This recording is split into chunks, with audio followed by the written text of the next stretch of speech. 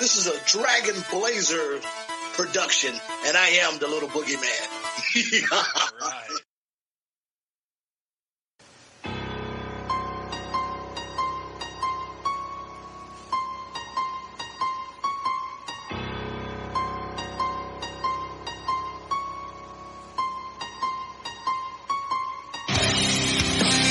Coming down the aisle, your podcast tag team champions of the world, Boomer and Blaze.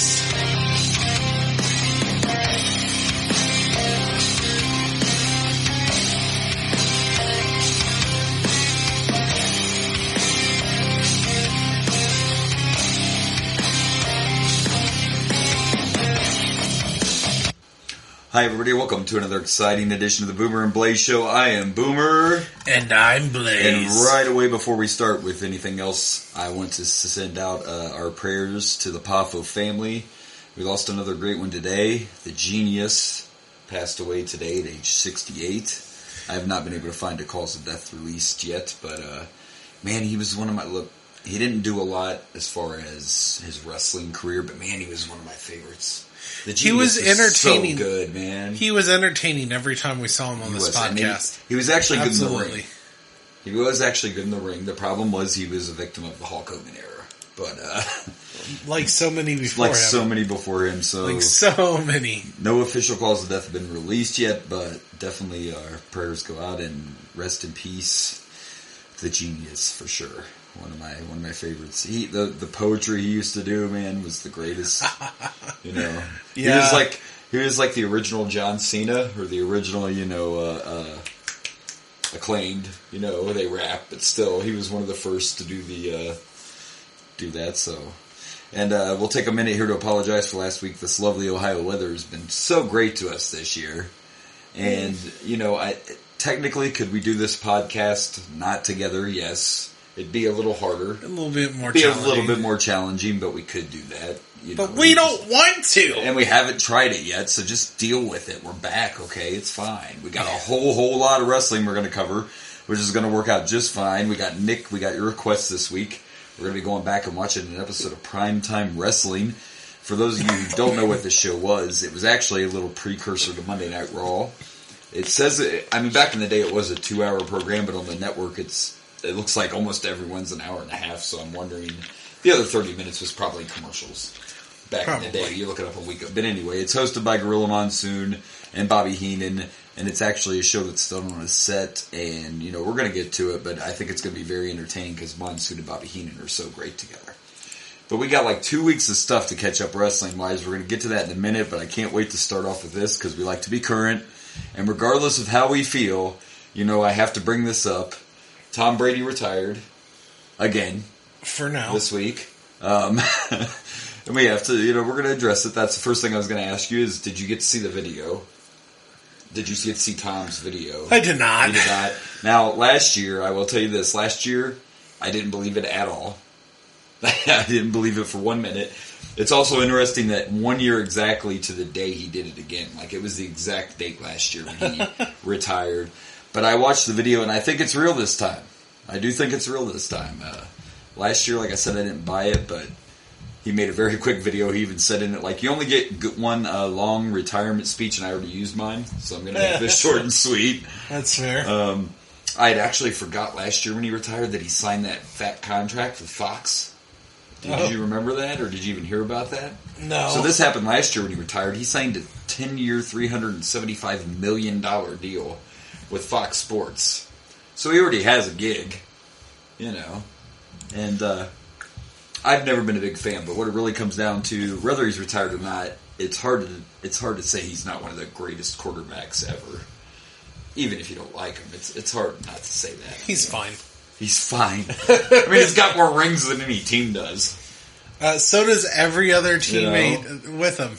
Not all of them, no, because not everybody was with him at all those times, but it'll be listen, I'm not a fan either, but facts are facts. You look at facts, you can't really argue that the man was, he had some controversy, but he set a lot of records.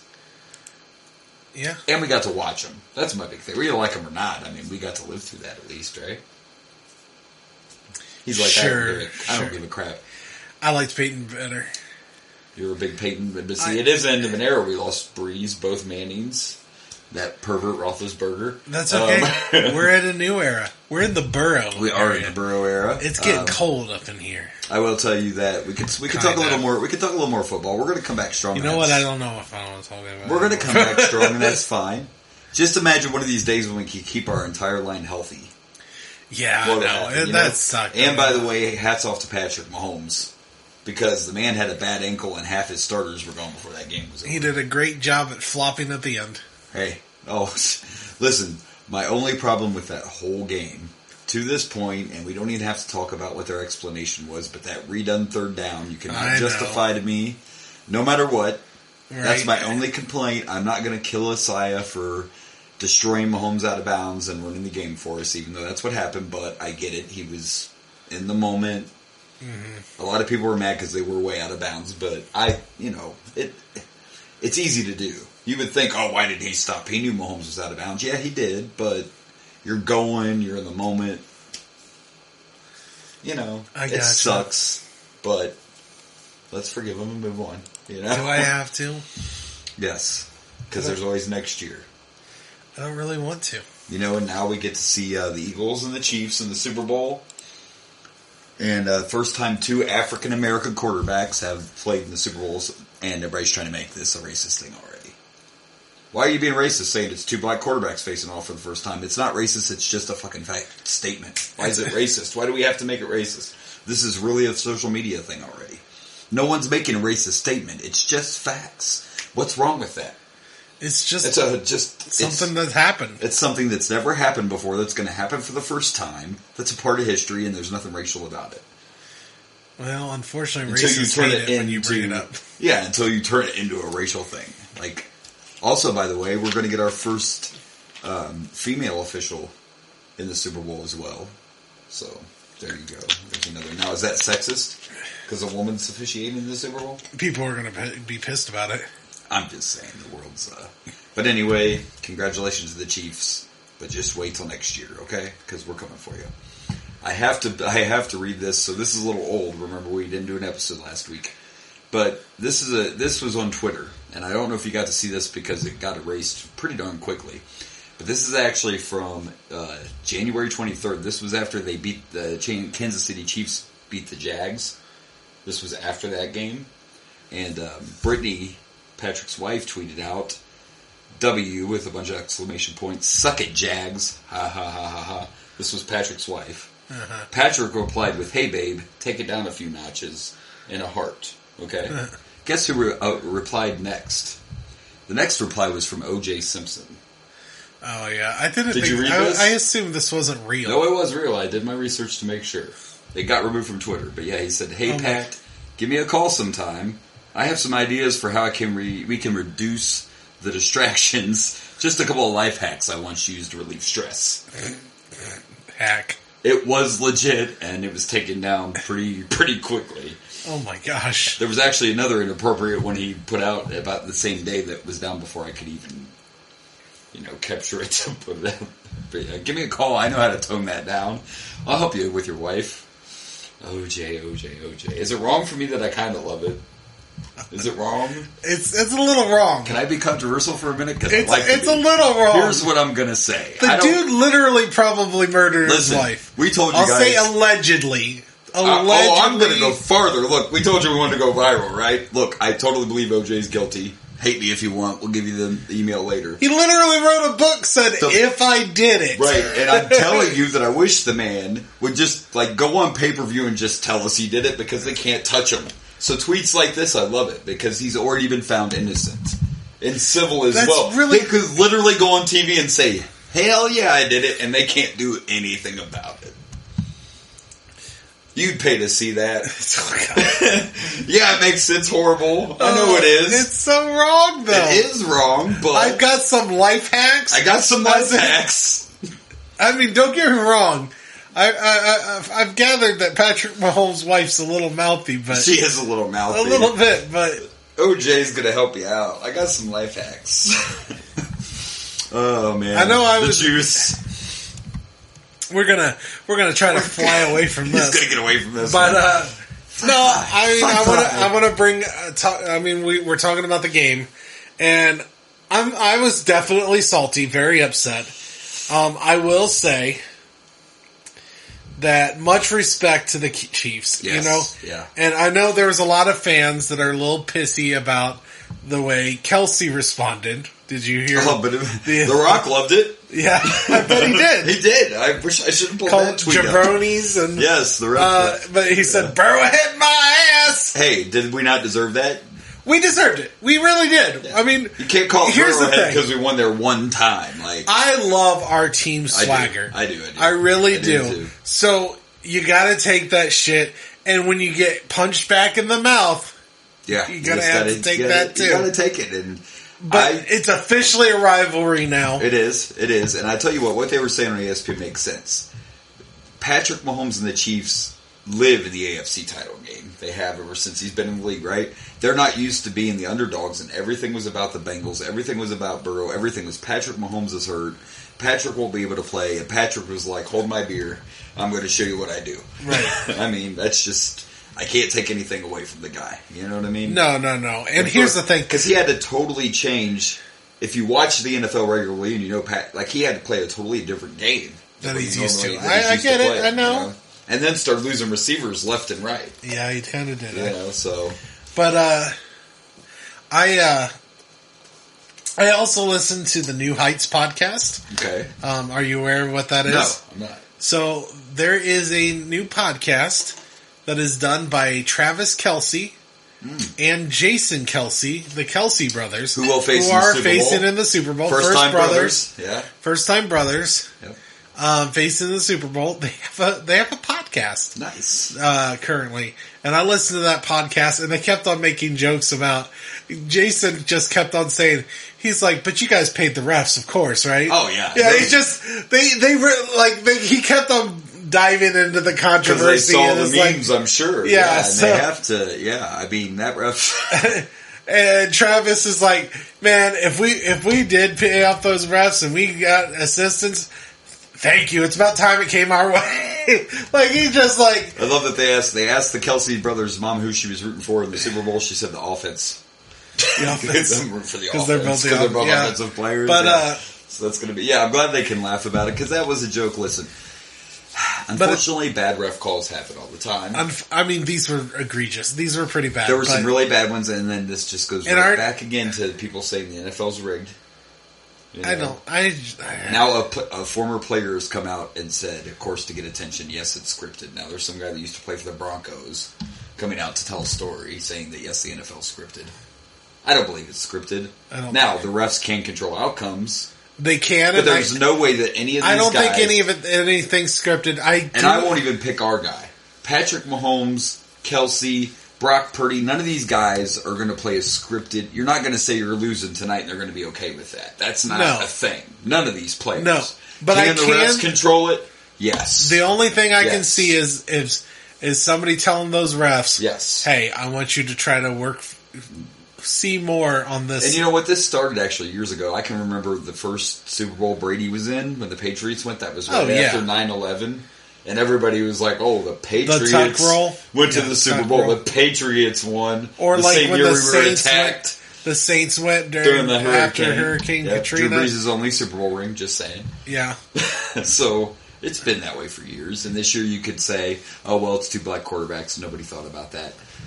To me, nobody was stopping the Eagles, and I don't even know if Kansas City can. I don't know if we could have. I don't know. I think that we could have. I think the 49ers could have if With- they didn't keep losing their damn quarterbacks That would have been a different game with a healthy Brock Purdy or a healthy any or other a quarterback. Garoppolo. I think the only thing the 49ers need are a quarterback. Is it Brock Purdy? I don't Yeah. know. But I've said a couple times the 49ers are the best all-around team, I think. They are. And that's the only thing they're missing is that quarterback. Yeah, Is it Purdy? I don't know. Is it ugly? Maybe. Get that. I Purdy would. is ugly. I think we would have had a decent shot against either team. I think one hard thing is facing a team 4 times in a row and winning 4 times in a row. Yeah, That's how things were with Kansas City. We faced them 4 times in the last year, Yeah. pretty much. Yeah. So Look at about that's a year a and a half challenge. or whatever. That's Yeah, going to be a that's lot. challenge. Yeah. And in one of the loudest stadiums, Arrowhead's definitely. Yeah, absolutely. But the good thing about it, the difference is, and we've been Bengals fans our whole life, is I'm not thinking, oh God, what's going to happen next year? You know what's going to happen next year? We're going to be back. We still have a great team. We're going to be back in that AFC title game. What's going to happen? I truly believe Burrow is something special. Oh, we're going to be. He doesn't want to go We're anywhere. going to be contending for years to come. Jamar Chase isn't going to go anywhere. We're going to lose some guys. That's reality. That's reality. But some guys will be willing. But they've all said that they want to stay. Yeah, they want to stay, and they want to stay together. So maybe maybe Joe will take a reduced contract just to try to have a good team around him. Yeah, and they're going to try to snatch Joe up this year. They're not going to wait. They're going to work on the contract extension this offseason. So. But another cool thing is Kelsey was talking about how much respect he has for the Bengals. He's like, yeah, I talk shit, but he's like, that's part of the fun. It is. That's just part of the fun. And you know what? We talk shit, and that was fun for us. Burrowhead. I mean, come on. It was a lot of. It was a little bit of shit. There was a lot of shit talking. Now, there was a lot of. If you would have won again, probably could have called it Burrowhead. Oh, absolutely. Then you could have talked the shit, but you got to take it back. I enjoy it. And even the exchange between Patrick and Joe, they both complimented each other. And Burrow's like, "Well, go win it now, man." Yeah, so they had a lot of respect for us. And I have heard. My thing is just don't blame teams for the ref shit. Okay, it's not the Chiefs. It's not the Chiefs' fault. It's not the Chiefs' fault. It's not the Bengals' fault. Could the NFL be telling them to do stuff? Maybe the refs could be gambling. The refs could just have bad days. To be honest, you know what? All the really egregious things, the Bengals overcame. Yeah, I'm like that third down, the extra third down. They overcame it. Yeah. Even the stupid, the right after that, they gave us a holding call, which was kind of ticky-tacky. We overcame it. They hit a punt. And the only complaint I have with the final, that push obviously is a flag, and I'm not even going to question that. No, you can't. My only real complaint is that Burrow on the last drive literally didn't get a flag when he got hit late. So you don't call that, but then you call this. Yeah. So and it's hard. It's frustrating. It's not as hard to swallow as the Super Bowl was. No. Which wasn't hard for me to swallow until I saw the replay and saw how far offsides Aaron Donald was on that last play. And that Jamar Chase was wide open down the field. So it wasn't as hard to swallow as that. No, and honestly, none of it's as hard to swallow. Even the Super Bowl wasn't, even though it was a Super Bowl, it wasn't nearly as hard to swallow as that Steelers playoff game, the last time we played the Steelers in the playoff. Yeah. That one still pisses me off. Yeah. I was livid that game. But these, yes, it was technically a penalty. It just sucks that the game ended. Our defense was playing amazing in the second half, and it sucks that one little boneheaded penalty gave them that field goal. We should have been going to overtime. Let's move on. Let's move on. We got next year. We'll be back strong.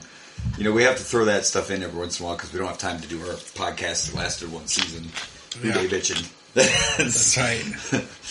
Sometimes we don't have time for this one, folks. That's just reality. But if you just send us some money at our GoFundMe, we can do this for a living. One good sponsor, either way, we'll, we could not have to have real jobs anymore. If we could just get sponsored by Hush Money. Hush Money, which we might need some in a moment. We're going to get to that. Boy, the lawsuits keep dropping like the panties were back in the day. You know what I'm saying?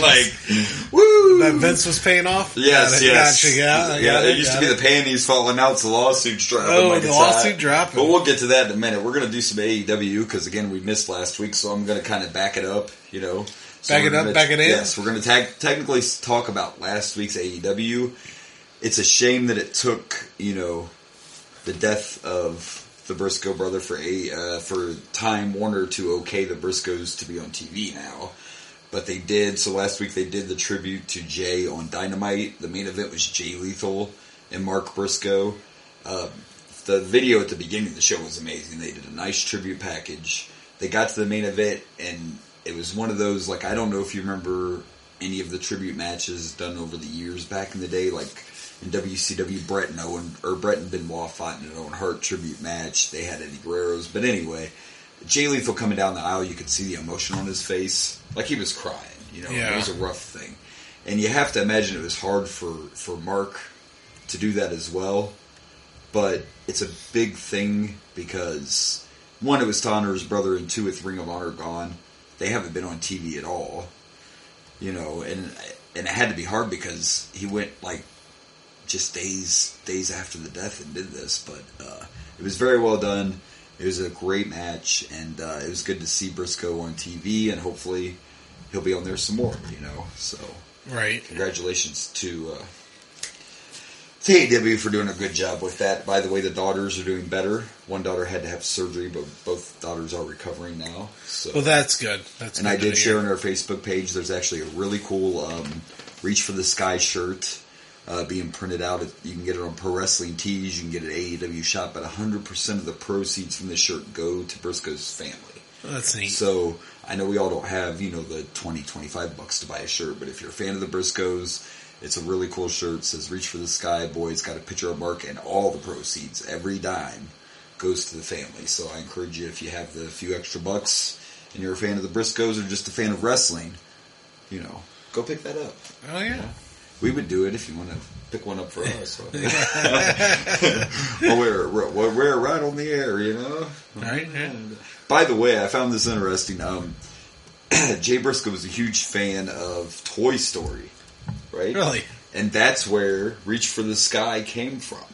Reach From Woody. for the sky. Yes, that is where he got that. And it turned into the Wow. Briscoes catchphrase, and even their entrance music. Toy Story. Yeah.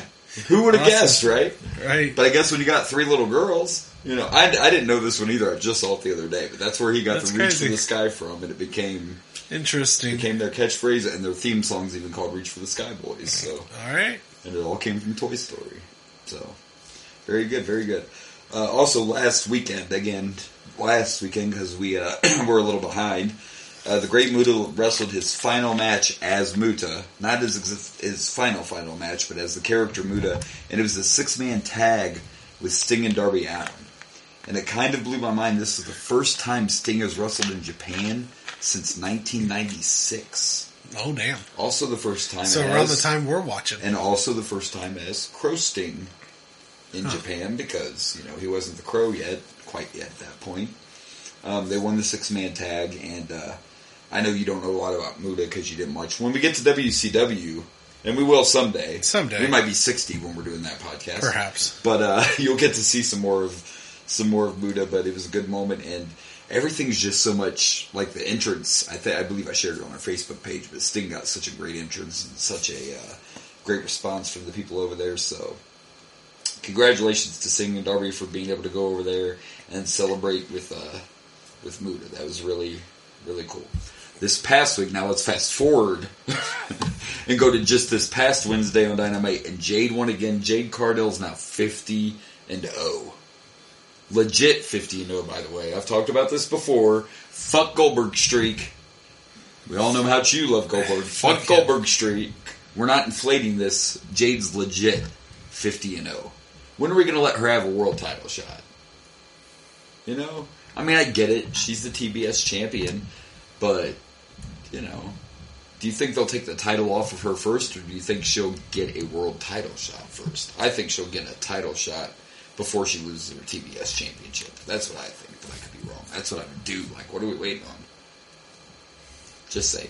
Right. And who's going to take the belt from her if they do decide to end the streak is another interesting question, but we shall see.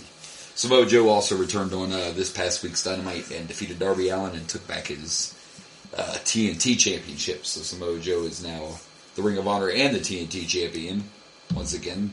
And dude, it was a bloody match. I know you don't get to see much AEW, but if you get a chance to watch this main event, like, I might have to start watching more It once was- WWE goes it's under. brutal. So, once it's all owned by the same person. yeah. Yeah.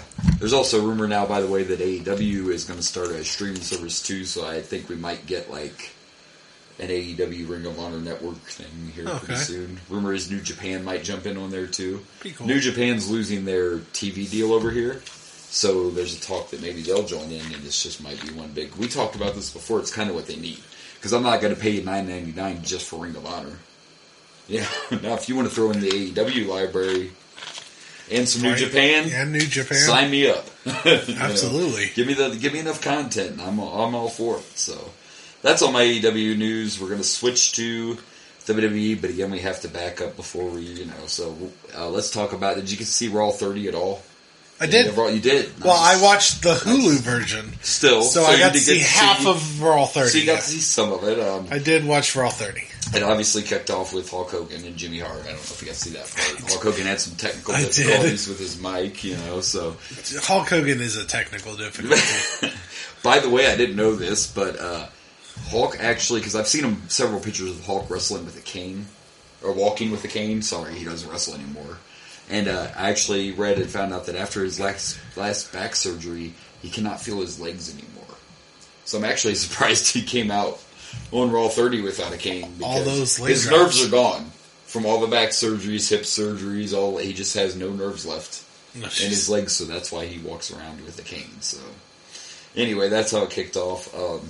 Let's see, I got all these notes. I don't even know where to start. The trial of Sami Zayn was good stuff. Great. I know we have more to talk about with the Bloodline later, but we'll get to that in a minute. Oh my! The trial of Sami was good stuff, and he got saved, of course, by Jay. I thought that was cool. It was a great awesome. segment. It was. It was a great segment. Actually, later on that night, if you remember, we were supposed to have the cage match, and it just turned into Becky getting jumped. But that was heard because they had of to cut the Bloodline. The trial ran over, so. But it's the Bloodline. They can take as much time as they want. Take what they need. Plus, now we can see the Becky Bayley cage match later on in a paper, whatever. We're still going to have it. It's fine. They just kept the storyline going. It made sense. We got to talk about this LA Knight segment, right? When he came out, talked a little shit, and said he basically called out any legend in the back's what he did. That's right. That's what I thought. Nobody had. Yeah.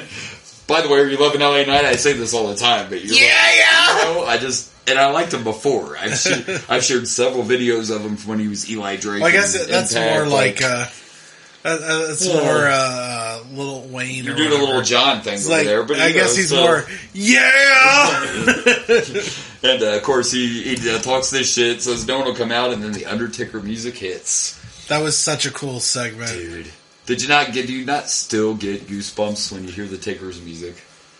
I mean, no, but I'm hearing it every time we watch this podcast too. So then it kicked over, of course, and we actually got the American Badass for the first time. Yeah, in a long time. The only thing I didn't like about it, but I get it, it's whatever, is I wish they wouldn't use that fucking Kid Rock song, but whatever. I liked it better with Rolling, even though I'm not a big Limp Bizkit fan. I liked it better when he used Limp Bizkit when he was the Badass. Yeah, I understand why he goes with the Badass, but I will say, and I guess this is my only complaint, if he is kind of passing the torch to Wyatt, the Badass angle doesn't make as much sense. I get for the passing of the torch from Undertaker to Wyatt. I think it's easier for Mark Calloway, if you think about it, to dress up badass persona. Yeah, in many ways. I think that's. And also, when I watched it, I couldn't help but think, which I know he retired. I'm not saying he shouldn't be. I'm just saying, as a fan, I don't think the Undertaker got a proper send off. Not only his match, but he didn't even get a proper, that Survivor Series thing was fine, but it was no fans. It was all COVID. Remember the Survivor Series? He also did not get technically. They did the hologram of Paul Bearer. It was all great, but it was COVID. The Hall of Fame was the biggest. Perfect send off would have been if he would have after he lost to Roman Reigns.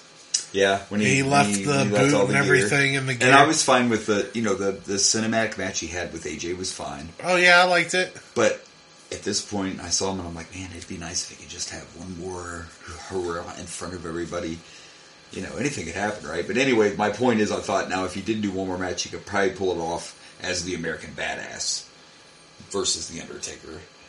Just because the style is different, you know what I mean? Yeah. It'd be a little easier for him, but if he never steps in the ring again, I'm totally fine with that. It was still a cool moment. You're right, Undertaker would have made more sense because of Bray's character, but I get it. It was Raw 30, and it was nostalgia, and it got a hell of a it was still great, and I still loved it. I'm just saying, if I had one gripe, it would be the fact that it doesn't make as much sense with him being the badass. Yeah. And, of course, we had the little interaction between Bray and the Taker at the end. He whispered something to him. Who knows what it was. And so, good segment. And then we got the DX segment. I have one. I loved it. Okay, I love Kurt Angle. Kurt Angle is hilarious. And I get it that it was supposed to be goofy. My only complaint about the whole thing was it would have been better if Kurt would have showed up out of nowhere.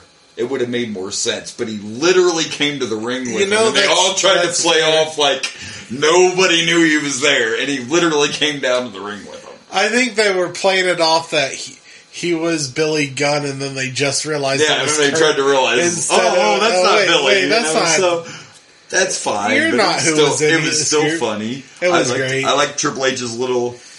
Oh man, I'm retired. Oh shit! After the Stone Album Gunther, and then a little comment about booking. Booking this it isn't easy to book this stuff or whatever he said. He made some joke about being a booker. Yeah. And then we get Seth came out, and then of course here comes Teddy. Like it was great. It's a tag team match, player, but it was still funny. Kurt Angle's fucking gold, man. Oh yeah, that was awesome. It was still a great segment. It was still. I thought Raw 30 went down actually very, very well.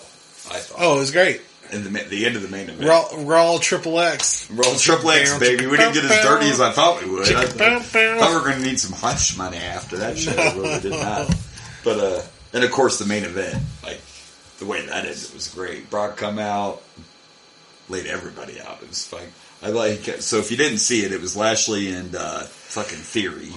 Woohoo! For the U.S. title, and it was an ODQ match. So Brock comes out, he F5'd Bobby Lashley. Then he fucking F5'd Austin Theory on top of Bobby Lashley, and the ref just counted to 3. So I dug that too. Yeah. Very, very cool ending, for sure. So that was Raw 30. I don't have anything. Do you have anything else from Raw 30? I don't really have anything. Okay. I enjoyed it. So real quick, before we talk about the Rumble, because we both did get to see the Rumble. We actually did our jobs for once. We have we have breaking news with Hush Money, okay? Another lawsuit is dropped, folks. They're dropping it like it's hot. I'm telling you. So this new lawsuit is coming from one of the one of the investors, one of the stockholders, and this lawsuit is actually asking for the files to be cracked open, baby. I was waiting for this one. So this lawsuit is that the board wants the WWE files opened up so they can look for the evidence of these allegations against Vince for raping several WWE employees. Wait, raping? Yes, these are raping allegations. Oh, and then shit. paying hush money, $15 million in hush money off to the victims. Oh, damn. So there's accusations of rape, but the actual lawsuit is, we want to see your records. And they're trying to block Vince from being on the board. So this is all, again, I don't think WWE is going to be sold anywhere right now because all these lawsuits are... Yeah. Yeah, these are allegations of rape that were paid off with hush money. Oh, damn. Yeah.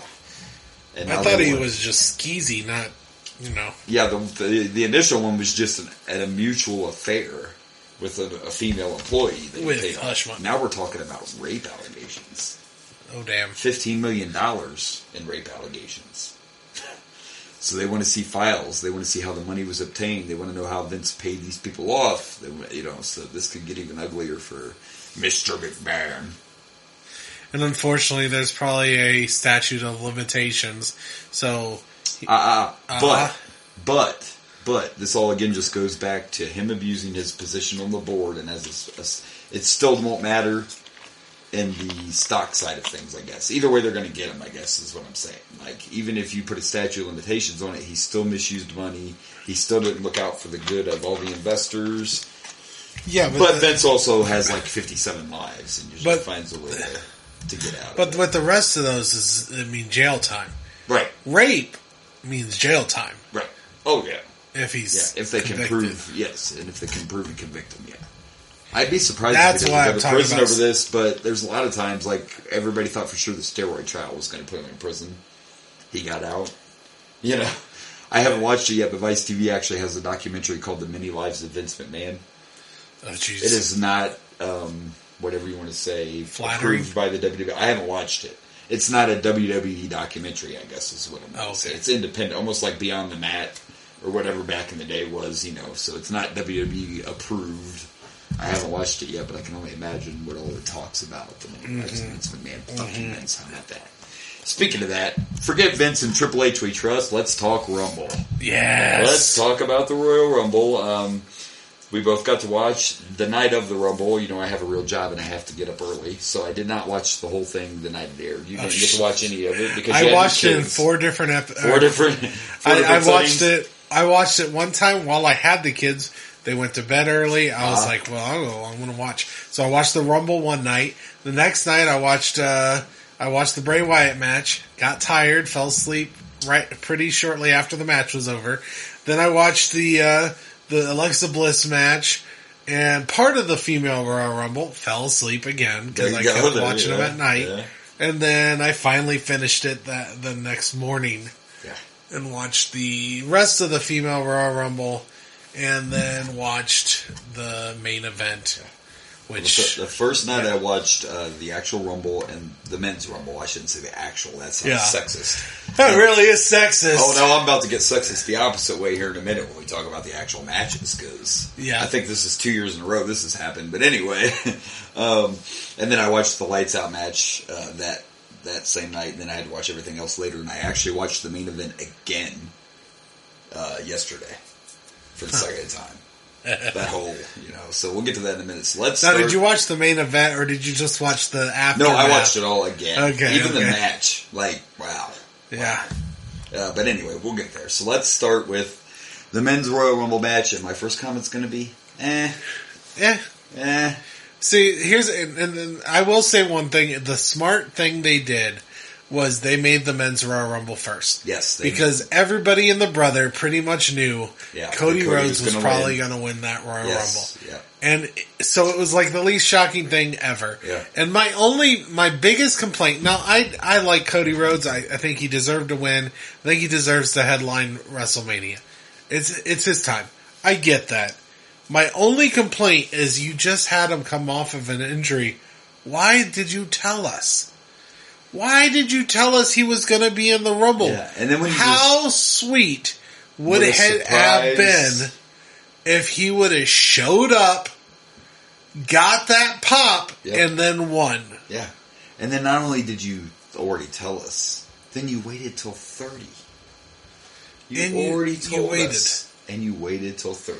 And there wasn't really any shock. So you could set off his pyro. Yeah. And then there goes the shock value. Me and my co-host here are kind of old school, and I think most Royal Rumble fans will agree that one of the best parts of the Royal Rumble are the surprises. And there was none. 90% of the time, the surprise entrance has no chance of winning.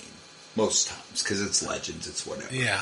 We had, in my opinion, one this year, and that was Booker T. for 30 seconds. Which we see him on the panel all the time, so it's not like it was a surprise. By the way, I don't know who it was supposed to be, but Booker claims he didn't know until the kickoff show that he was going to be in the Rumble. I did hear Pat McAfee was supposed to be part of it, but he was late. And I think that was, and he was late. And by the way, Michael Cole did not know. They did not know Pat McAfee. So Pat got a big pop. But Edge, technically, to me, not a surprise because he's a full-time roster member that hasn't been back in 3 months. Not a surprise. And fuck Logan Paul. Fuck you. Not a surprise. Now I'm going to say a few things. The 2 best parts of that Rumble. First was the first shocking thing, because we got some shocks, just not in the surprise entrant. Okay. We didn't even really get any NXT call-ups. No. Yeah, it was pretty bland. Yeah, it was pretty blah. But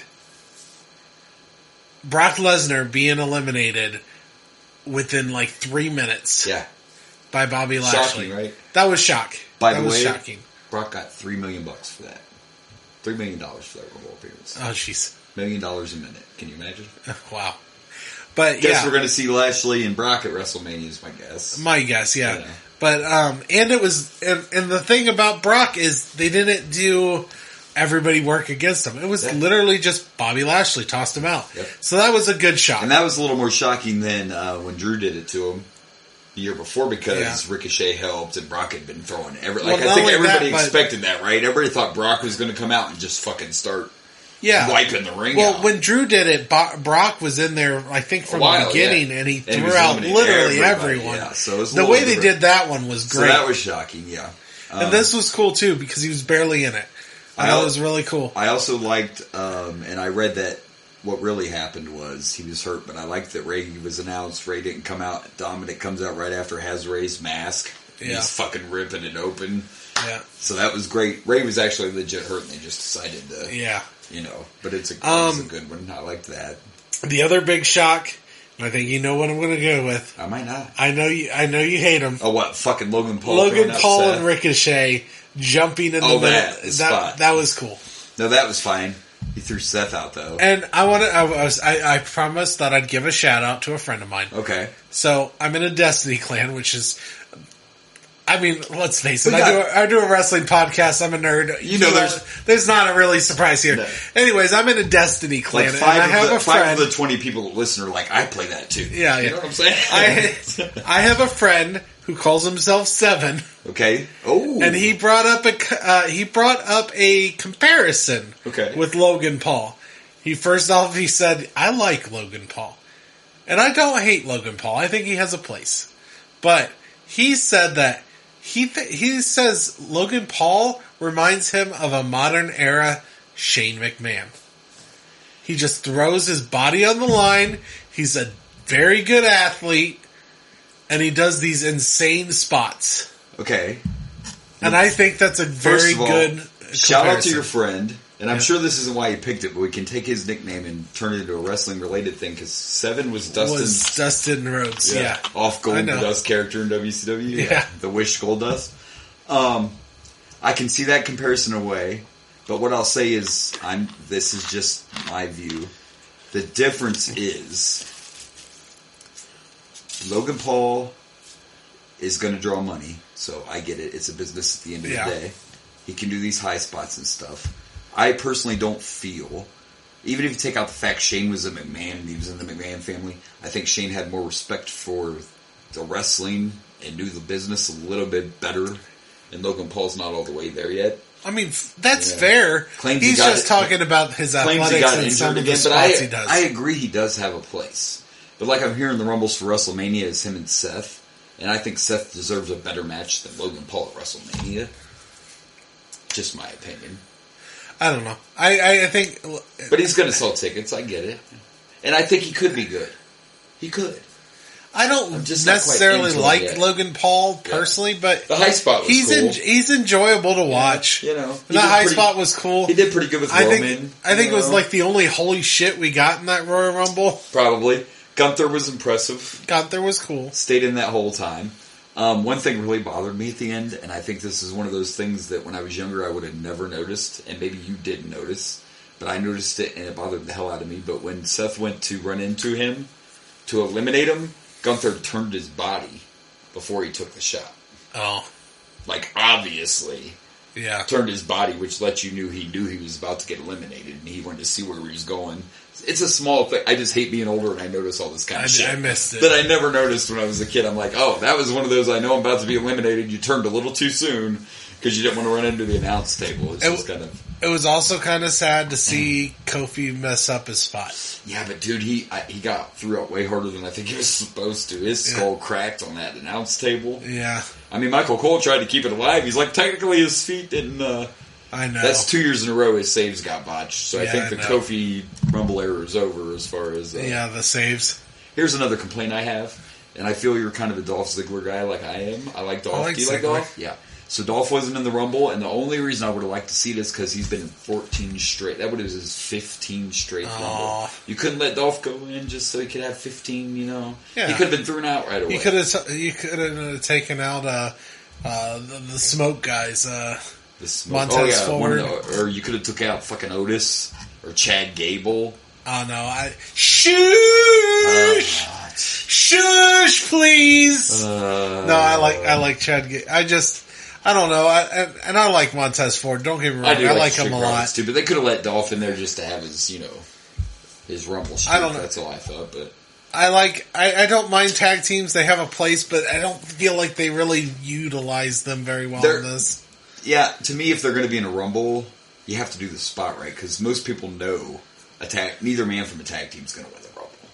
So if you're going to put them in there, like I remember one year when Demolition started the Rumble, or you get down to just those two guys are in there and they have to make a choice, you have to have a moment. You know, so Yeah, and they didn't really do much. I think a lot of people were hoping to see Orton return to the Rumble, but we still don't know if Orton's ever going to come back. Hopefully he does. But the best time to have a tag team in the Rumble is for a heel turn to happen. Yeah, because of the Rumble. Yeah, but let's go on to the next. I mean, do you have anything else to say about the men's? No, it was what it was, and Cody was the right guy. And he was. My side note is I just feel, don't like, as much as I love him, I don't, especially after watching Monday Night Raw, we don't need Rocket Mania. Like, Cody's the guy. Cody's the guy. Cody's the guy that should take the title. I don't know if we're going to split the titles or whatever, but Cody's definitely the guy to end this streak. And, we could do The Rock and Roman later. Fair enough. People still think they're trying to swerve him. I'm telling you, folks, just because The Rock is jacked like he is doesn't mean he's ready to wrestle. It's not. I mean, we talked about this last time, I think. Stone Cold somehow make it. I would too, but now I'm reading that he turned everything down. Really? Whether that's true or not, but now there's articles saying he's turned down offers for WrestleMania. Here, I thought he was all for sure about it. Who knows? They could be trying. Maybe they're swerving us, bro. Maybe. You don't know. They might be swerving us. Maybe. All right, well, let's go into this pitch black match. I enjoyed it. You didn't? It's a different side of Bray. I'm fine with that. But do we got to do this? When it was The Fiend, every match was red. Now we're going to blacklight. Maybe I'm too I don't old think school. we're going to get just blacklight. We're not, because now I'm already reading we're going to have a sponsored match at Mania. Oh, another one? Another sponsored match. I don't want to say I hated it. Maybe I'm just too old school. I don't need special lighting for Bray, is all I'm saying. Do we have to do this again? I didn't think of it as... I kind of forgot about the red lights and stuff. I didn't. As soon as I saw it, I'm like, oh, God, here we go. I just thought this was a Mountain Dew sponsored thing, and they wanted to do something neat and cool.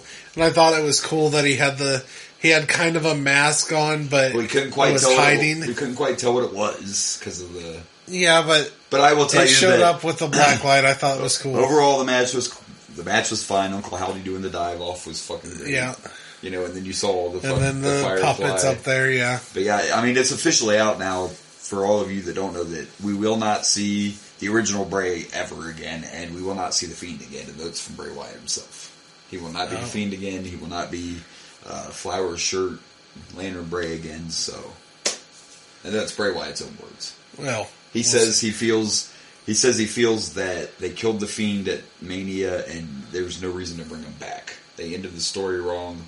And he's talking about when Alexa did the shit at Mania and cried or whatever and came out of the jacket. He feels like they killed that character and he's not coming back. Those are Bray's own words. So this is going to be a different version of Bray. The masks look cool. I don't know how I felt about the pitch black thing. I don't know. Maybe I'm just too old fashioned. We'll see. I mean, and as long as it ain't every match. I don't want it to be like The Fiend was at first where every match has to be something different. Yeah. You know? But the makeup, the paint looked cool when the black lights went out, and he had in the fangs, and he had in the the contacts, and it explained LA Knight's very bright yellow clothes when he came out. I'm like, wow, LA, what's with your ring gear? But I get it, I definitely liked Uncle Howdy diving. I loved seeing the Firefly Funhouse. The mask looked cool. I'm ready to see, where it goes next. Yep. The overall match was fine. I don't know how I felt about the black lights, but the match was fine. I had no problem. I liked it. It's a different side of Bray. The match that I was kind of like, on was the next one. Alexa versus...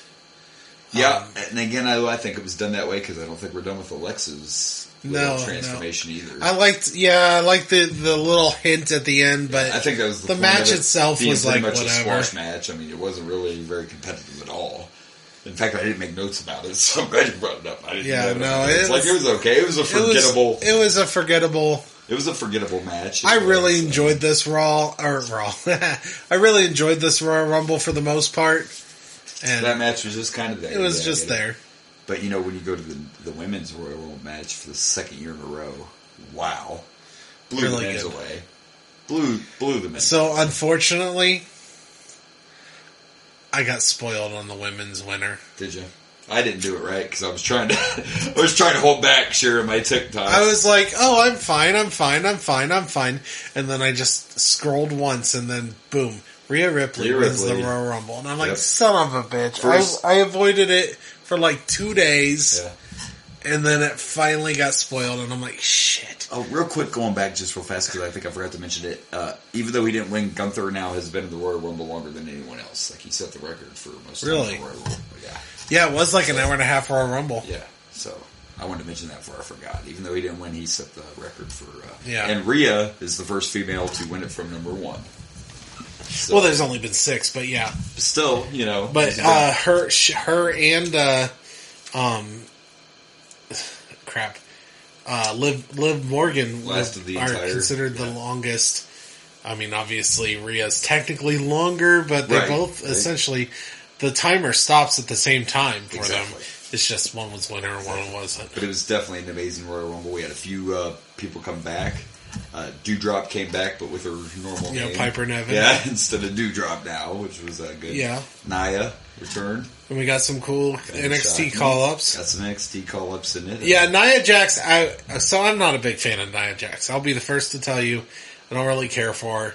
I do see her point, but I did enjoy this spot. Yeah. I liked all of them working together against her and throwing her out. I liked her spot here. Yeah. And I wasn't a huge fan either, but I'm a fan of her being brought back because she wanted time off because of mental problems, mental depression, whatever, and fucking Vince fires her. Not cool. Fair enough. So I'm glad she got another chance. I think she has it's good to have just for that reason. You know? need big people, especially even in the women's as well. So she has a place. Yeah. You get the Goliath versus, the smaller person, and David. like I said, yeah, you get the David versus Goliath thing, and that's what she brings to the women's division. And like I said, it definitely deserved another shot after the just horrible way she was let go. Like, come on. And we also got a new brought back in a new version of Asuka. Oh yeah, Evil Asuka. Evil Which Asuka. people are digging, yeah. Got to see her again on Raw, too. I don't know if you watched this past week's Raw, but we got another little... No. Yeah, Carmella returned. Oh. And she got to see a little Evil Asuka spitting out the green, so yeah, I like that, too.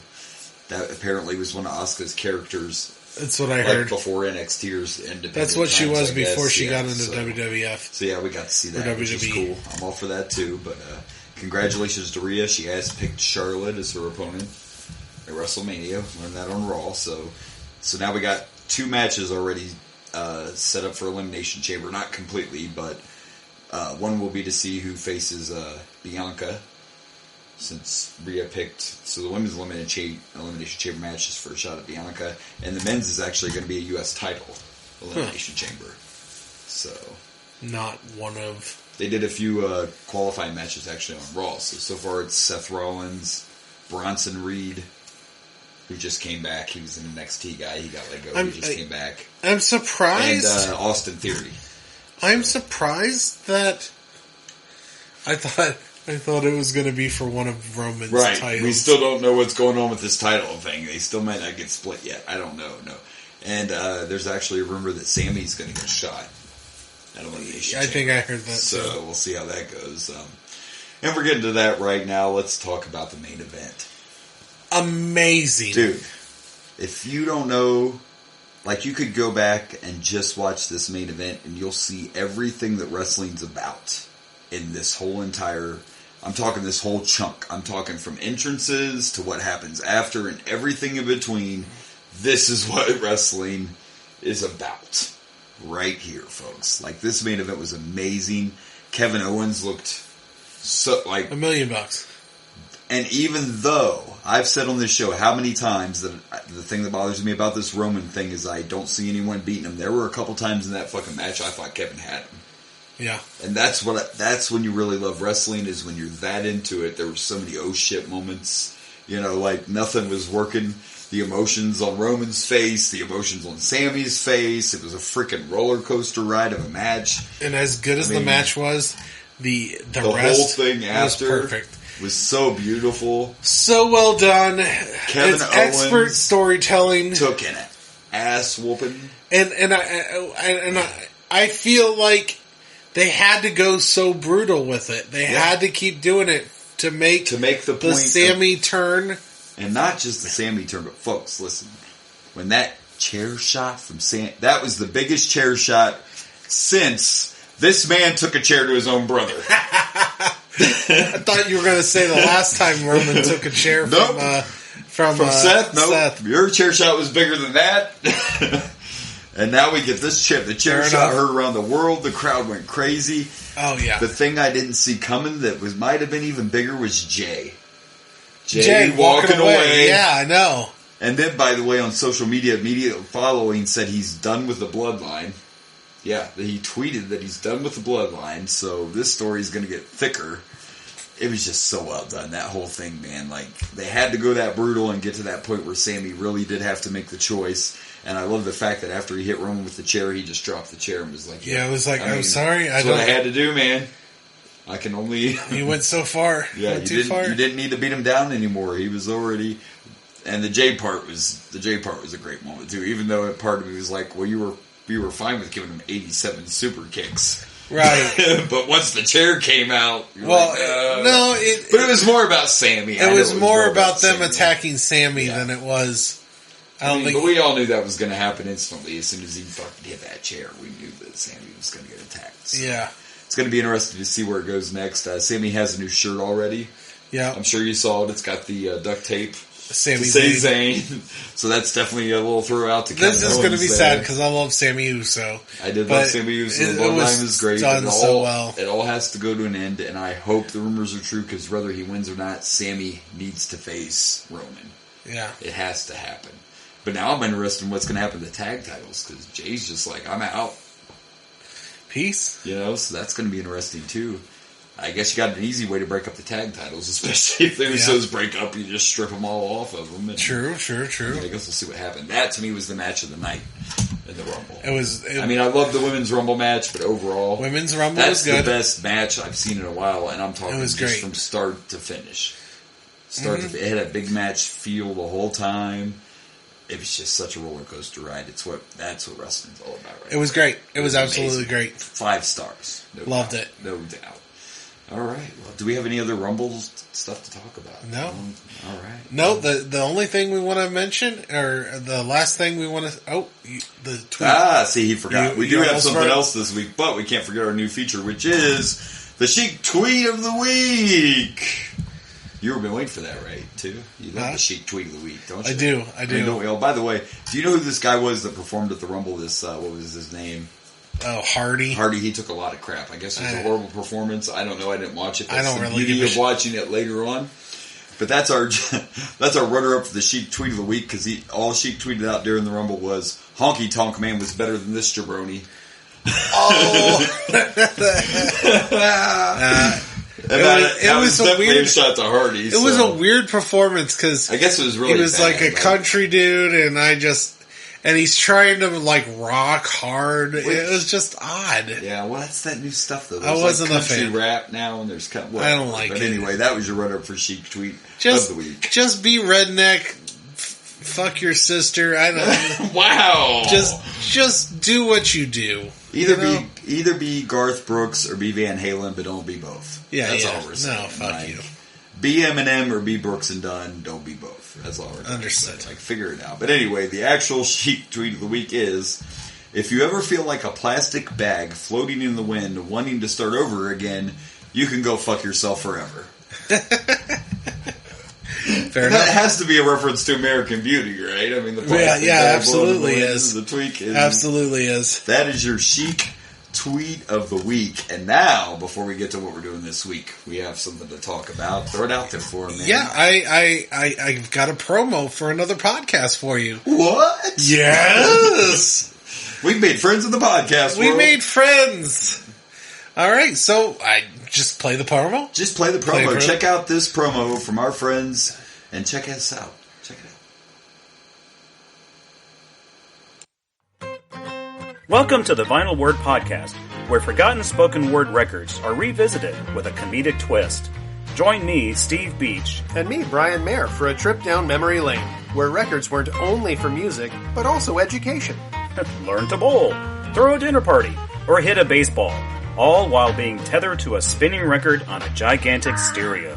It was well-intentioned, ineffective, and totally ridiculous. But what other options did they have? And let's be honest, Steve, we can describe the internet the same way. Yeah. Listen to the Vinyl Word Podcast on Spotify, Apple Podcast, Google Podcast, Pocket Cast, iHeartRadio. Literally anywhere they get their podcast is what Stitcher, we're doing. Deezer. All right, so there you go. We encourage you to check out our friends there. Huh? Nice to have a little add-on, huh? It is.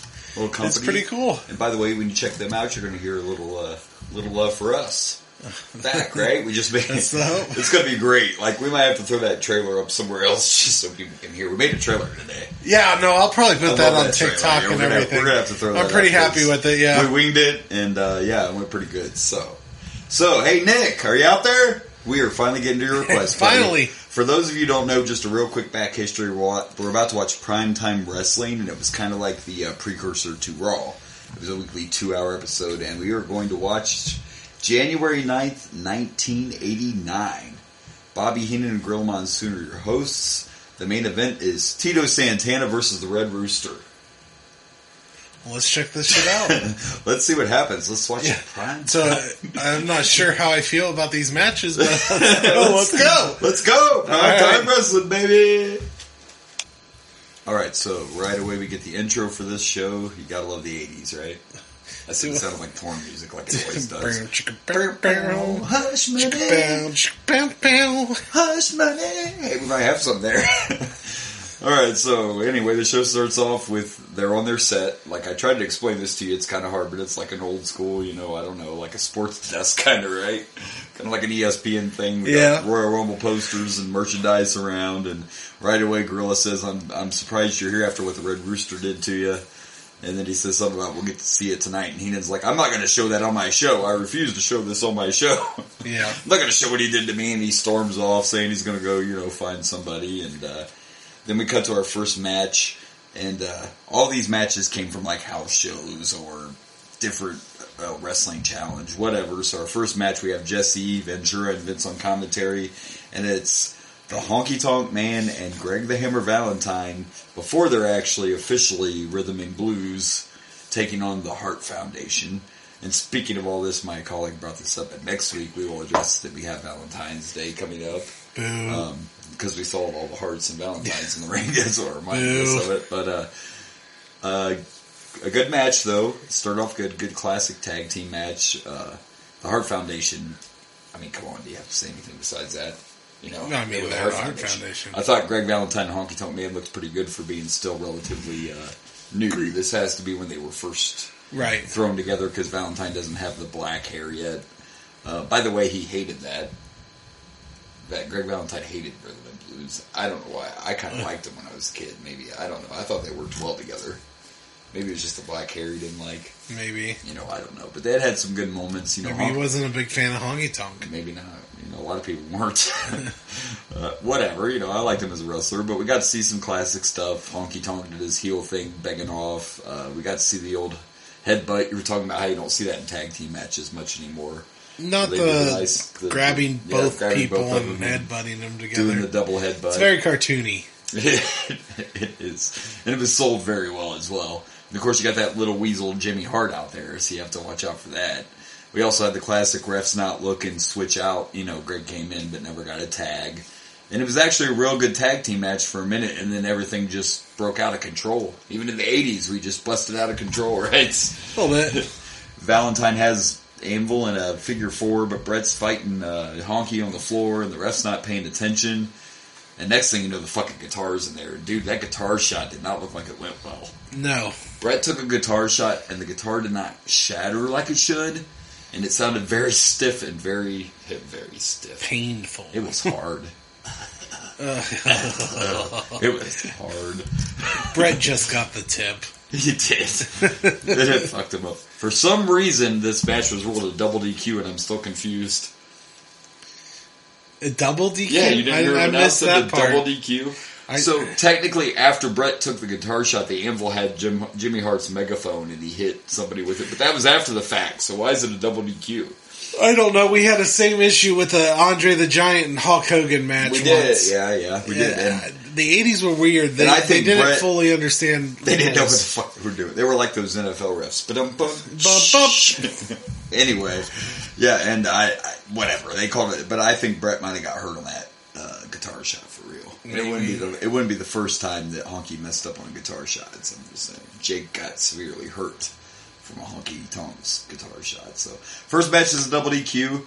And then we'll be going right back to the studio. I said this would be a very weird, kind of thing to cover. We can see that it's very segmented. So we'll see how we pop back and forth. But let's see what's next after this tag team match. Alrighty then. So we get go back to the studio, and right away Bobby Heenan's still not quite back yet. We get a Rumble commercial. And then Bobby is back, and he's still pissed off, saying, they're telling me they can show whatever they want, and you just want to embarrass me by showing this match later. It's pretty funny stuff, and Bobby Heenan's voice is kind of strained to this, I noticed. I don't know if he must have done a lot of yelling over the weekend, or too much drinking. I think that was WCW days, more than more than WWF. And let's see. So then after that, they send us to Mean Gene with an update. And Mean Gene is talking about how Big John Studd is back, and he is no longer with the Heenan family. And then we get a nice video package with some more good porn music showing Big John Studd lifting weights. And this whole show is centered around the Royal Rumble, so this would have been the 89 Rumble. Yeah. And which you can find in the archives if you want to go back. That would actually be the Raging Blaze show. That's right. It is in the archives. And if we are correct, and I think we are, I believe this is actually the Rumble Big John Studd It wins. is. Big John Studd wins the second. They're building him up. In this. First one, I believe, was Hacksaw. And that was like and Big John Studd was the second. The official winner. And let's see. So then after the Mean Gene report, we get a very weird Monty Python type thing here, but we get the Bushwhackers in a restaurant. And so if you read like the subtitle, it says the Bushwhackers are trying American food for the first time. They literally order everything on the menu. So they show all the food coming out, and then they show the Bushwhackers eating very fast with some like old parlor time. I guess it's like a Monty Python sketch show type. And then they come back and they have fucking food all over their mouths and they're trying to talk. It was all just a little weird. It's a little bit weird. A little weird. And I don't know how that shows them as an intimidating tag team. And remember, by the way, folks, as they're sitting there eating all this food with everything all over their face, they're going to lick your children when they come down the aisle. So just remember. It's a good point. Hey, buddy, do you think in the modern world now that any wrestler is going to be licking kids anymore? Is that a thing? I don't think. I'm pretty sure you can get arrested for terrorist attack if you lick somebody these days. Like spitting's a felony, I think, right? A little bit. Good thing Sonny swallows. That's a whole other subject. Anyway, oh, what? Oh my! By the way, quick side note: Dark Side of the Ring is coming back for a season 4, and guess what? One of the topics are what's that? Sonny. God, Can't wait for that one. Anyway, of course it is. After they show this crazy thing with the Bushwhackers and this video of Big John Studd, they cut back to the studio, and Bobby's all pissed off about how Big John Studd didn't get a hold of him, and he's making the biggest mistake of his life, not being a member of the Heenan family anymore. And Gorill's like, "What'd you want him to do?" Like, Bobby's like, "He should have called me after everything I'd done for that man," and blah blah blah. It's just classic, Bobby Heenan. After everything I did for him, how dare he? And then we go to our next match, and it's the newcomer, Rugged Ronnie Garvin. The newcomer. Well, he's to the WWF. Fair enough. But at this point, he's already been the NWA World Champion. He's been around a long time, but whatever. Yeah. And he's facing another new guy, Steve Lombardi. And for those of you who don't know, Steve Lombardi becomes the Brooklyn Brawler. That's like his career. He was a career jobber, pretty much. Is he... When they had him, but... Is he the Vince Lombardi's son? He's not Vince Lombardi's son. Jeez. I wonder if that was a play on it, though. I don't know. I don't know. And later on, he was Doink. He wasn't the original Doink, but he was Doink the Clown later on. I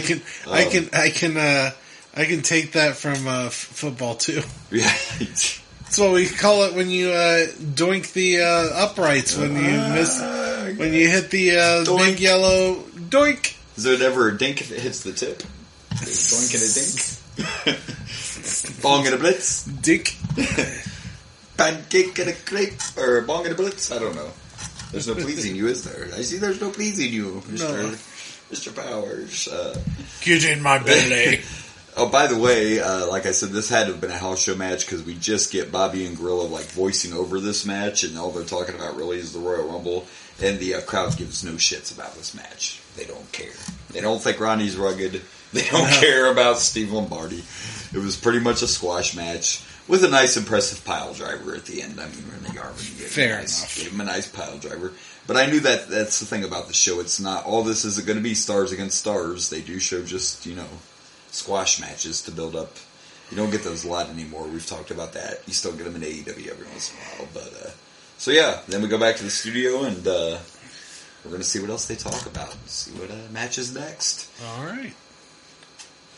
All right, before we move on, let me backtrack a little bit, because sometimes I suck at my job.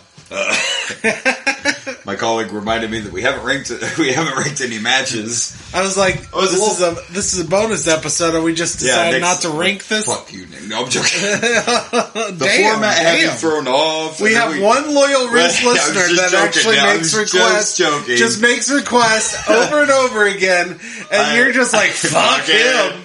No, I appreciate you, Nick. I do too, Nick. I'm just joking. Yeah, fuck me. I don't know. The format had me thrown off of the show, and I'm trying to keep up with it. And we did our trailer earlier. I dropped the ball. It's fine, Nick. So we're gonna go back real quick because there's only been 3 matches. Before we talk about this, let's go back to the first one: Heart Foundation versus Rhythm and Blues. I'm gonna give that 2.5 stars. I'm just gonna do stars. What do you think? First match. Yeah. Heart Foundation versus Rhythm and Blues. It was all right. Yeah. 2. 2? Okay, so there we go. Second match was Rugged Ronnie Garvin, Steve Lombardi. I'm going to give it half of a pile driver. It was very boring. Yeah, that was crap. Yeah. Half is good. Half is good. There you go. So we're caught up on that. Apologize, Nick. I dropped the ball. Before the next match, we go back to the studio, and they're talking about how there's a rumor going around about Ted DiBiase trying to buy the best number in the Royal Rumble. And then the phone rings, and not just any phone, it's a banana phone, folks. A banana-shaped phone. Banana. And you hear Gorilla say, hello, Mr. President, which obviously he has to be referring to Jack Tunney. And he hands the phone to Bobby the Brain Heenan, and Bobby, of course, is saying, well, can I just get a word in edgewise, boy? And then we go to our next match, and it's the Birdman Koko Beware against the African Dream Akeem, baby. From the deepest, darkest parts of Africa. The deepest, darkest parts of the 80s. And as my colleague pointed out, we all know that, yes, there are white Caucasian people in Africa. But there's some motherfucking whites. You go back and watch Akeem, he's not being white at all. I mean, he's trying to jive. Yeah, it's weird. He's trying. And this whole match was weird because he's just like constantly like he's got his hands out and he's got them like down and he like kept doing these weird ass dances in the match. Yeah. It was just like, what the fuck he's got is the strong going hand, on? like guy from Scary Movie. Yeah. My strong hand. My strong hand. Is there anything you didn't make with your hands? Then you got Koko, which parts of it were funny, because Koko, like, keeps running between his legs, like, on the mat, you know. But basically, sure, Koko was kind of doing, like, what the heel would normally do, and was trying to avoid any contact at all with Akeem, like, you know. I think it was a little long. Am I wrong in saying that? Wasn't it a little long? It was a lot of things. Because there were too many dead spots, so they kind of drug it out way longer than they had to. You it could was tell weird. This was from a house show because there was nothing on any of the banners. Like, it was just blue generic ring skirt that didn't say anything. You had Superstar Billy Graham and some guy, I couldn't tell you who he was at all, doing the commentary. No idea. The match ended when Koko went to attack Akeem in the corner, and Akeem moved, and Koko hit his head on the turnbuckle, and then died when Akeem splashed him. So He did. There were parts of it that were entertaining, and I get they're trying to get Akeem over, but I think it was a little too long. But it was fine. It's whatever. I'm going to give it a... Is it fine, though? Is it really fine? I don't know. I mean... I don't know if it's fine. I'm going to give it 1.5 African Dreams. I'm going to give it 1.5 African Nightmares. African Nightmares. That's what this match was. It was a weird ass. strong hand, and we had no Frankie. No Frankie with Coco. That's probably why he lost. Yeah, that was the That had to be mistake it. right there. And by the way, like, you mentioned the gyrations and stuff, and this, I know it doesn't make sense because he's Akeem and he's from Africa, but like the dancing and all that was a rib on Dusty Rhodes. Dusty Rhodes was the American Dream.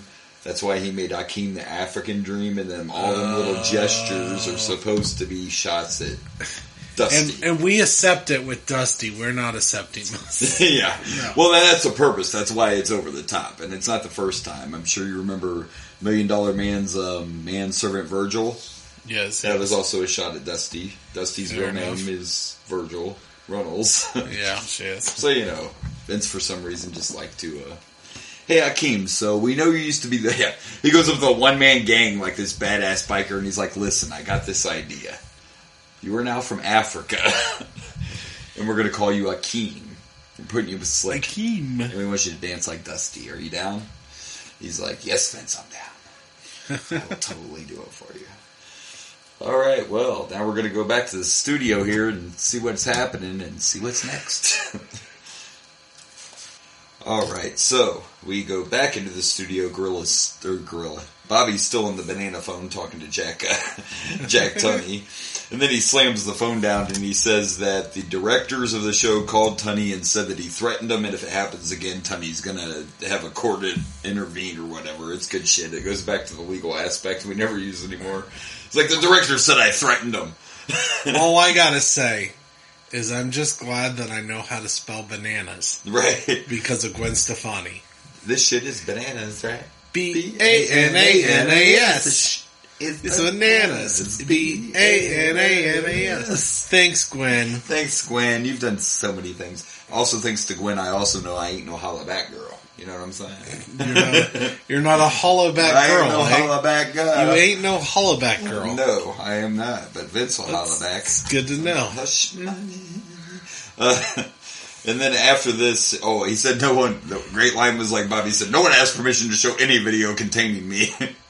Wrestling manager, no one asked for my permission. Like, Bobby Heenan's so great. He really is. I like Bobby. We cut to Sean Mooney talking about the Rumble, so we get a couple of promos. One's Andre with Bobby Heenan, and it was just, Bobby saying, what are you going to do when you get your hands on this person or that? And Andre's just in the background grunting and making, strangle. Yeah. Did you notice that Andre had a button-up collared shirt on, and it had a giant handprint? Did you notice it had an Andre handprint on it? I'm like, is that a real handprint from him sweating? Or did they make the shirt that way? I don't know what the hell. It could go either way. And then we get a Hogan promo, and he's got Elizabeth with him, because this is the Mega Powers era. I'm sure Macho Man loved that. And I did notice till towards the end, besides the fishnet cut-off gloves he was wearing, which is just totally 80s, for some reason Hulk Hogan had one handcuff strapped to his fucking wrist. Like, what were him and Elizabeth doing before they started the promo? Is what I want to know. Where was the other end of that handcuff going, Hogan? Like, what the fuck what happened? Hogan. What was that?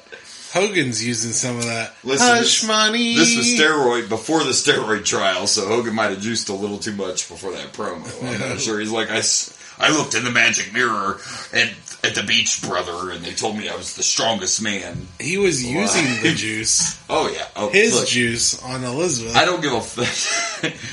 Money Hush shot. money. We're going to get to that in a second, too. Hush money shot. We got a hush money shot. When are we going to get hush money in the bank? That's what I want to know. I don't know. Right. And then after this weird promo from Hogan, they say, don't forget to call your local cable company. Those still crack me up, too, I guess, because we don't do that anymore. No. I mean, there are still pay-per-views exist. AEW's all pay-per-view, UFC, but you don't see those commercials. Call your local cable company now and tell them you want to watch the Royal Rumble. Parents, get your kids. You're just like, get on your app and pay for this shit or something. Pay for Peacock and just watch the shit, alright? And then our next match, we have in the ring the $1 Million Man, who's always good to watch. Great. We always love the $1 Million Man. And he didn't get an entrance, but his opponent did, and it's fucking Paul Roma. The Italian Stallion, Paul Roma.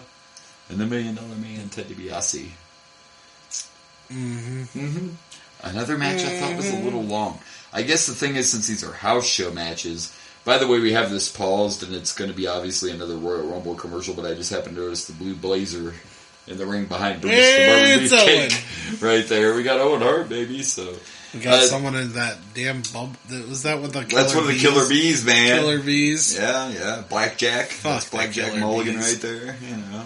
But anyway, we get that right away. We get Virgil was still in the apron, and I'm like, why is Virgil still? But you saw it coming right away. We got the old bump into the manager deal. Yeah, we did. The mat, we right kind of did. What we got is Ted DiBiase realizing he's not exactly in line to hit Virgil. Yeah. So he moves slightly to the right. Just a smooch to the right. So he can run into Virgil. Yeah. It was a little noticeable. It was a little, again, you know, when we get older, we notice these kind of things, you know. And then there was a spot later in the match where Ted threw Roma out of the ring, and it looked like Roma didn't quite go out the way he was supposed to. It looked looked like pain. It looked a little painful. Painful. It wasn't a bad match, and I guess again I just thought it was long, but they're house show matches, whatever. I mean, Ted's Ted. Ted sells better. Ted might be the best seller ever. Oh yeah, he was great. I know Sean was a great seller, but you know there's a difference too. Like the heel sells take a special touch, and Ted just Ted's the man. Ted's a great.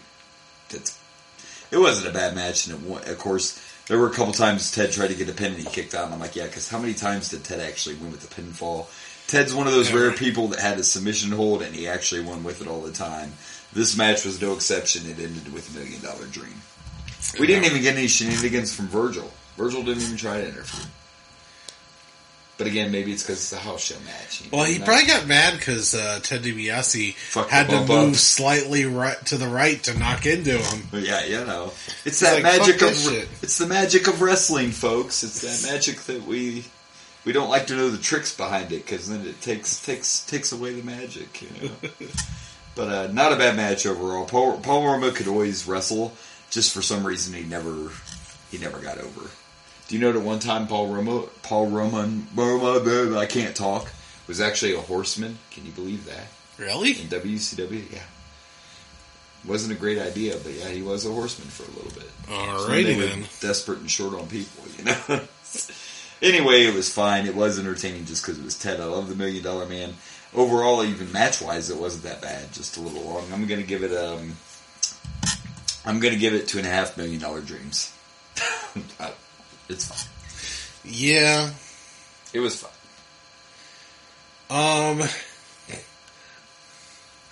I'm going to give it 2.5 course corrections into Virgil.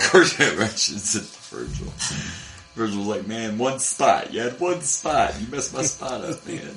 But later on, I'm going to go to WCW and they're going to put me in the NWO and I'm going to act like I'm somebody even though I'm not. Right. Anyway.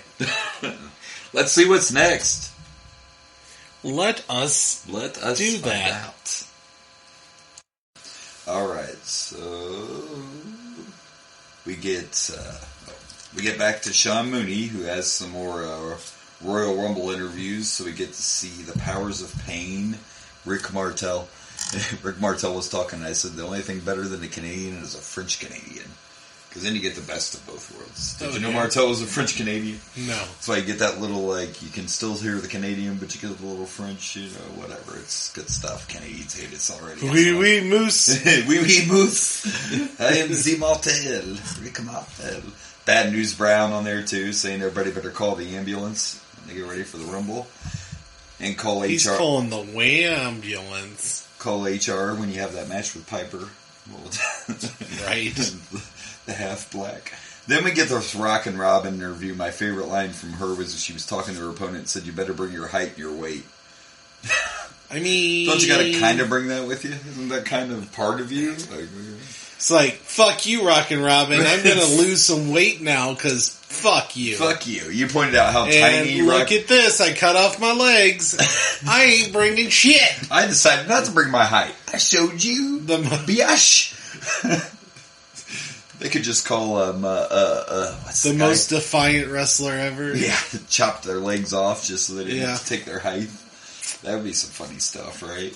I guess. Right. You pointed out how tiny Rockin' Robin's championship was. Small. I hate it. I hate the old women's. And then I actually mentioned that was what the first AEW women's title was like that. So. I know.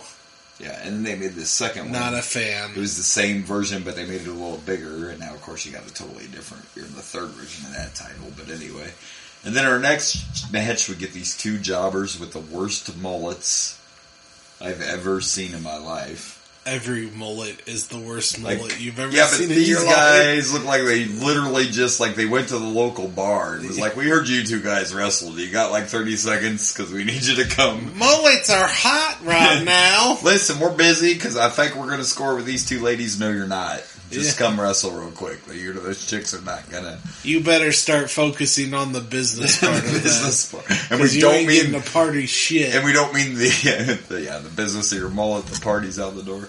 And they faced the fabulous Ragus. I mean, you had it right the first time. the fabulous Ragus. And it's Jacques, by the way. Didn't that one you took all the shit for? They came out here tossing their sauce all over the place. Whoa. You got the wrong peacock again. I don't know. I keep hearing this music. I don't think I do.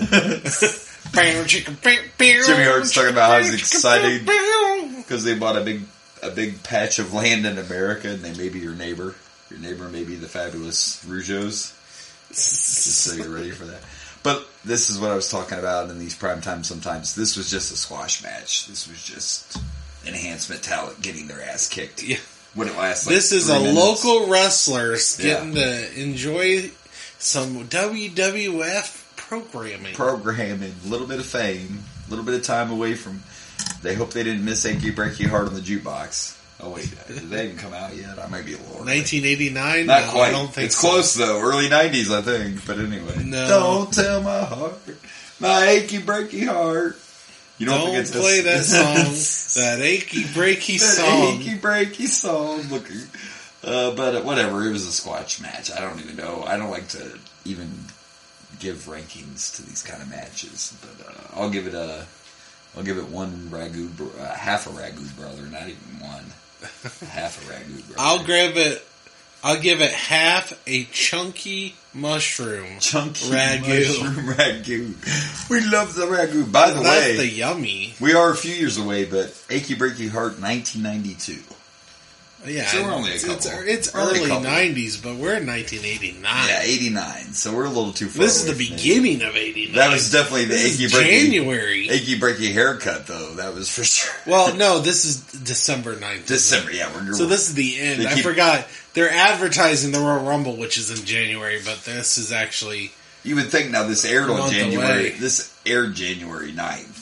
But January 9th. So, but that's only the studio part because you So it pointed is out the beginning of. you pointed out in some of 1989. these matches they're like the Rumble's 6 days away, it's Yeah, 2 days yeah. away, it's 3 weeks away. They didn't edit that shit at all. No, they didn't edit that at all. They're just pasting it together like fuck it, just enjoy it. So whatever.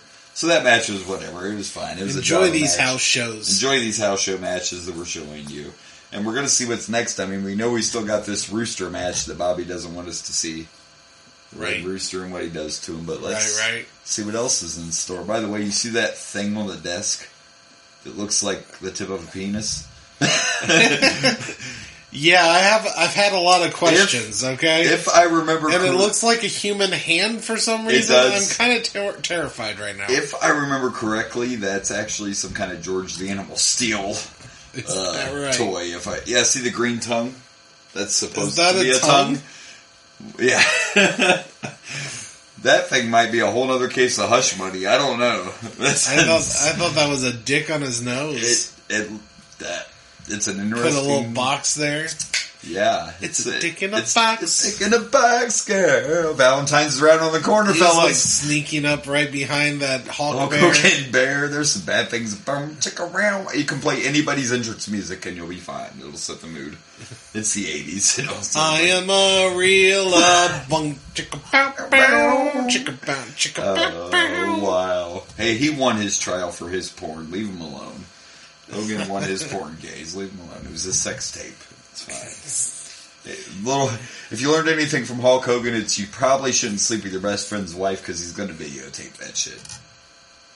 Is that what we learned from that? That's one of the things. Is that what we learned from Yeah. that? Hogan got really mad. Don't sleep with your best friend's wife because because there's a camera Yes. somewhere Every best friend has a Hogan camera Hogan- specifically for these situations. Hogan wasn't mad that Bubba the Love Sponge, that found out about it. He was mad because he videotaped that shit. What right do you have to videotape me fucking your wife? That's not cool. I feel like What's wrong with this picture? I feel like your rights went out the window when you fucked started his wife? fucking his wife. Yeah, probably. In my opinion, I don't think that's how the law works, but in my opinion, How dare you videotape me fucking your wife? That doesn't work for me, brother. how dare you get proof of my infidelity? Yeah. By the way, she put me over, just so you know. She sold that shit, brother. She laid down and I won. She took that 24-inch python, buddy. Oh, that's a large... Well, it was 3 times. So, to get to the 24-inch python. So.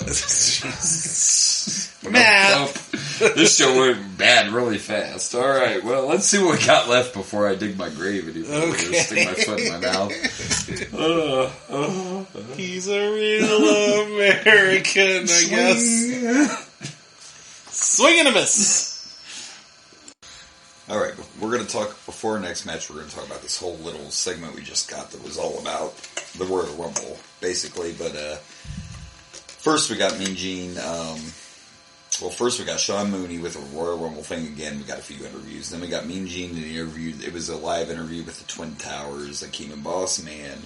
They shot us back to the studio, and Gorilla's on the phone, and he hung it up, and he's like, Bobby, I can't believe that you tried to bribe the control room with $3 to not play the video. And Bobby made some comment about, well, it's more than they make in a week, or something like that. But then we shoot back to Sean Mooney, and we get a few more interviews with, like, Ted and the Bushwhackers, and blah, blah, blah. Then we go to this Royal Rumble report that is really long, and in the middle of it, they show just the end of Ron Bass and Brutus the Barber Beefcake from Saturday night's main event. Brutus won with a sleeper and then cut Ron Bass's hair. I don't feel like we need to rank that because it wasn't a match. Not really. It was just a little segment they were showing so they could show some interviews. And then literally in this Royal Rumble report, like Mean Gene went through every person that was going to be in the Rumble. And then a few people that have already had interviews got other ones. So like Andre got another interview, and then I noticed the reason I saw that handprint's because he had his Andre t-shirt on underneath. So when he did a second promo, he could just rip the collared shirt off, and then it looked like it was a different day. But it was a very long segment just to talk about the Royal Rumble. I mean, that's all it really was. Pretty much. And then we got our different interviews with a few people. Interesting, we did not get a Macho Man interview at all. Oh, no. Elizabeth was with the Hawkster. I'm just saying. So not a lot happened there, but I felt like we needed to stop because it was a pretty long segment. And the show is almost over, but they cut back to the studio. And then Gorilla Monsoon mentioned something about Bobby's greatest accusation has been the Brain Busters. And if you aren't familiar, the Brain Busters are Arn Anderson and Tully Blanchard, who actually left WCW right in the middle of the height of the Horsemen to jump ship. So, and anyway, we know that our next match that we're about to watch here is the Brain Busters against a couple of jobbers. Hooray! Hooray! So let's see what happens. I just wanted to stop and talk about that big giant segment real quick. But yeah, let's see the Brain Busters. They're going to bust some brains. See the Brain Busters bust some, squash some jobbers. All right. Do it. All right, so yeah, we're back already. Not for long. Not for long, no. And this was just, they went to a Brain Busters match, and it was some more jobbers, 2 more horrible mullets, and a porn stash. So that was the porn star had his elbow pad above his elbow, which is where I'd wear mine too. You know, because it protects you way more that way. Oh yeah, yeah. But whatever, it was a quick squash match. We got to see a spine buster. That's Arn's, calling card there. Best spine buster ever in the business, just saying. And that's fair. They got the other guy, whatever the fuck his name was, the dude with the lightning. They got him to get distracted by the refs, so that way when the ref's back was turned, they could pull off the spike, the evil, illegal spike pile driver. Out of all moves, that is a scary looking. It does look looks terrifying. Scary as hell. The pile driver is already a scary right, move. and then you have a guy come off especially the top since rope we and know some of the things that have happened during a pile driver. Yeah.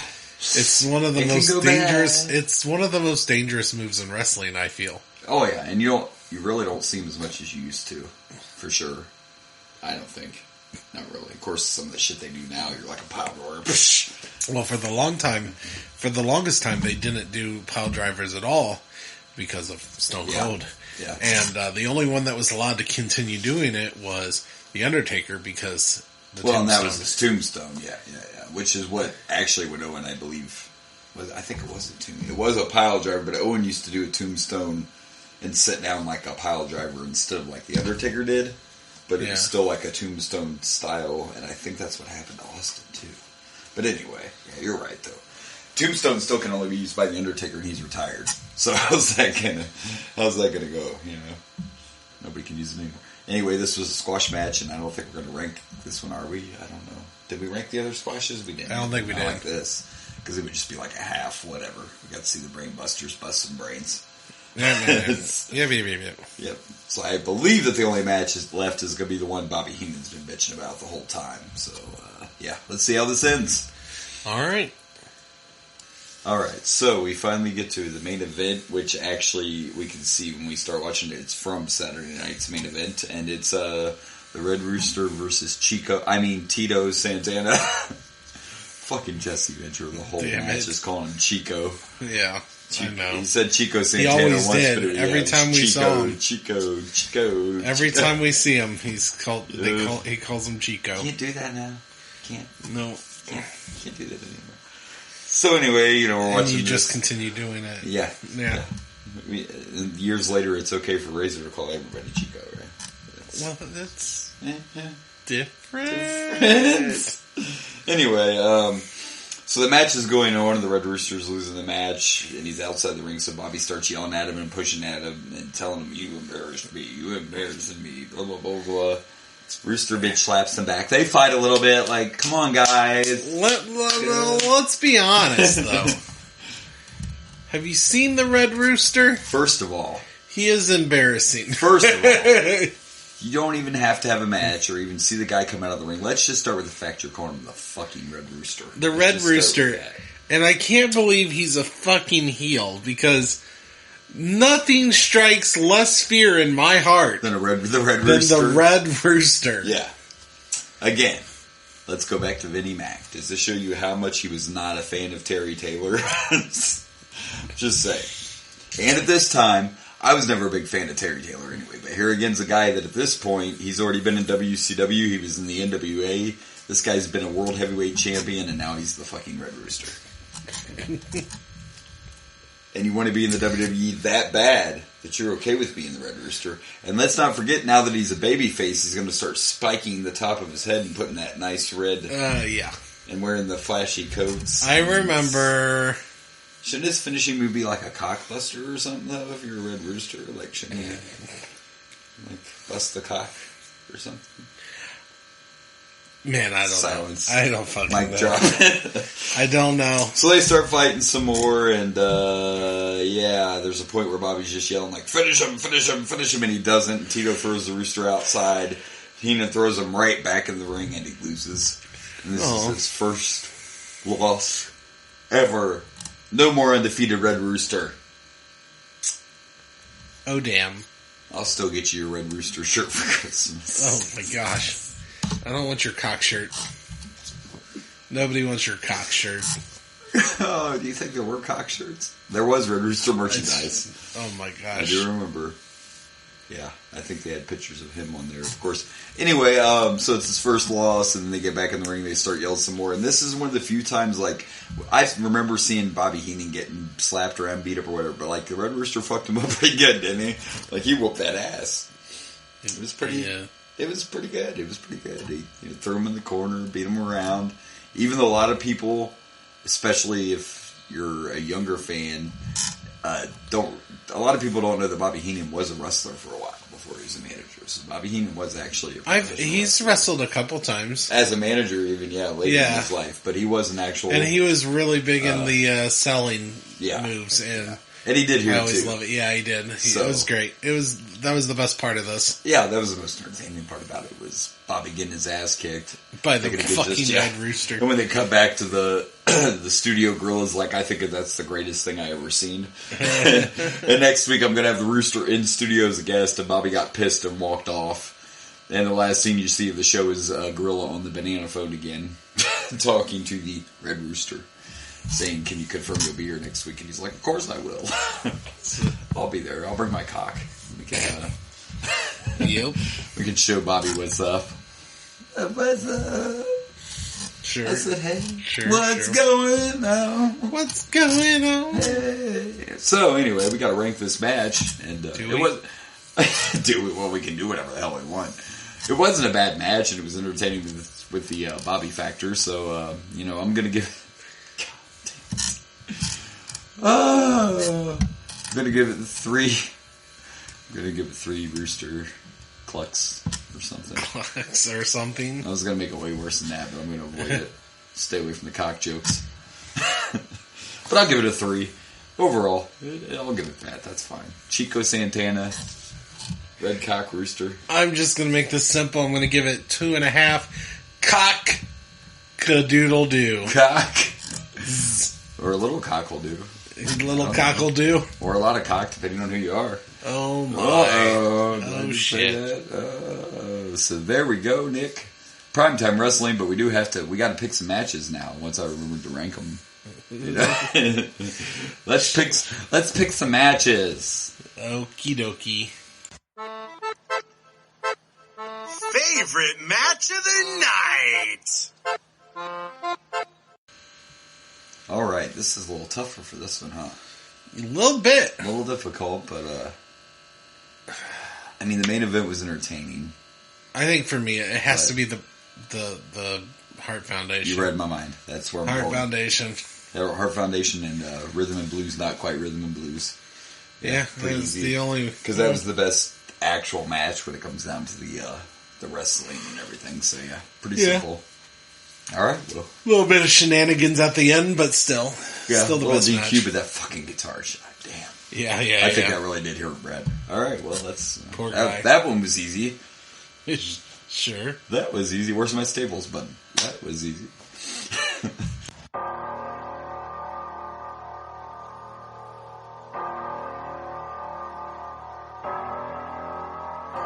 Worst match of the night.